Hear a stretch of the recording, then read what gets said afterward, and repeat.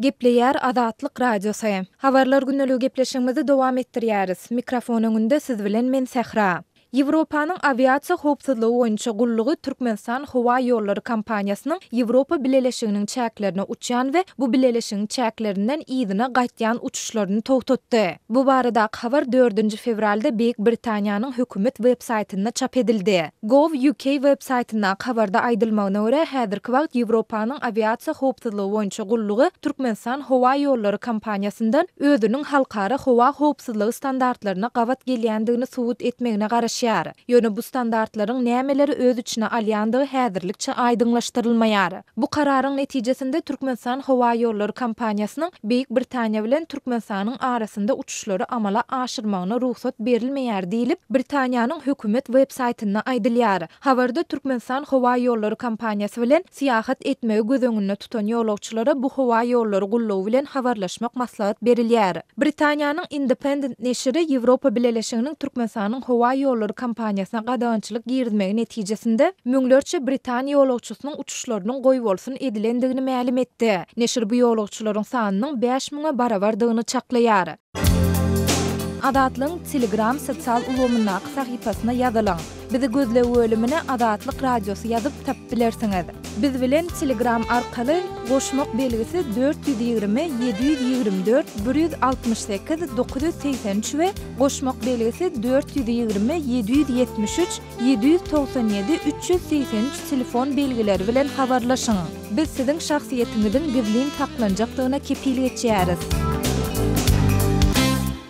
Gepleýär Azatlyk radiosu. Eferde maksat Ataýew bilen habarlar gündäligi hökümet paýta planyny artdyrjakdygyny aýdýar. Hukuk toporlary mezburi paýta önümçiligini üntü çekýär. Türkmenistanyň prezidenti Gurbanuly Berdimuhammedow 1-nji fevralda geçiren hökümet maslahatyna üstümizdäki ýyl paýta plan borçnamasynyň 1.250.000 tonna çenli çykaryljakdygyny aýtdy. Bu ýyl Türkmenistana 1.050.000 tonna paýta hasylyny ýygnamak planlaşdyrylýar. Yerli tinçiler Türkmenistany Sowet döwründen gelýän paýtaçylyk praktikasynyň saklanyp galmagyna, şol suwlaryň toplanmagy bilen döreýän ekologiýa problemalaryny başgaldyrylmalygyny çynlygy alada bildirýärler. Olaryň pikiriçe paýtaçylygyň ozalky negativ netijeleri şol sanly geçen ýyl Türkmenistanda ýüze çykan ekologiýa hadisalary oýlanmagy ýeterlik esas berýär. Bu aralykda 31-nji ýanwarda düýbi Washingtonda ýerleşýän International Labor Rights Forum guramasy Thomson Reuters Foundation'yň saýtyna çap eden habaryny Amerikanyň Birleşen Ştatlarynyň Amazon we eBay sewda maksatly saýtlarynyň hemde Walmart sewda kompaniýasynyň türkmen paýtasyndan öndürilýän harytlary satýanlygyny habar berdi. Maglumatda Birleşen Ştatlaryň gümrük gullugynyň türkmen paýtasynyň we ondan öndürilen ähli harytlaryň Birleşen Ştatlaryň çägine getirilmeginiň 2018-nji ýylyň may aýyndan başlap gadagan edilendigine ünsü çekilýär.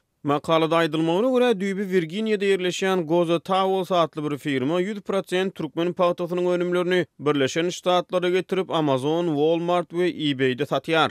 Makalanyň awtorlary ýagdaýy içgin öwrenmek üçin Goza Towels bilen habarlaşýar. Firmanyň wekilleri satyp çykarylýan önümleriň Birleşen Ştatlarda türkmen paýtasyna girdilen gadagançylykdan has ol ýurda import edilendigini aýdýar. Beýleki tarapdan makalada aýdylmagyna görä International Labor Rights Forumyň wekilleriniň soragy boýunça Birleşen Ştatlaryň gümrük gullugy gadagançylyk bilen bagly kanun bozmalara ýol berilip berilmändigini derňemegi wada berdi.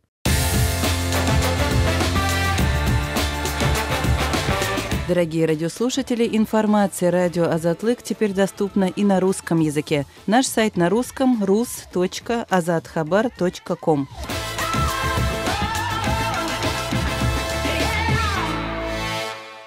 Gepleýär Azatlyk radiosu. Eferde maksat Ataýew bilen habarlar gündäligi. Aşgabatda duýdansyz ýogary geçirildi. 2-nji fevralda Aşgabat şäheriniň 50-den gowrak mektebiniň mugallimleri we okuwçylary duýdansyz ýogary çykaryldy. Aşgabat şäher we etraf bilim bölümleri mektep müdirlerine ýogary boýunça görkezmäni şenbe güni ýerden berdi. Azatlyk radiosynyň paýtatly habarçysy duýdansyz geçirilen ýogary barada 4-nji fevralda giňişleýin maglumat berdi. Öňünden hiç ýyl oglan edilmezden geçen hepdäniň şenbe güni Aşgabat şäheriniň merkezinde ýerleşýän 50-den gowrak mektepde ýogary oglan edildi. Ýogaryň oglan ediljegini hatda hepdäniň anly günüde mektep ýolbaşçylarynyň özleri de bilmeýän ekeni. Olary şenbe güni ýerden jaň edilip şol günüň ýogardygy aýdyldy hemde Aşgabat şäherine ýerleşýän 50-den gowrak mektepde okuwlar ýatyrylyp, Mekdeplerin ýokary klas okuwçylary hem de mugallimleri ýogara çykaryldy. Diýip Azatlyk radiosynyň Aşgabatly habarçysy onlarça mektep ýolbaşçysyny salgylanyp maglumat berdi. Onun sözlerine göre ýogary gatnaşdyrylanlar 2 topara bölünýär.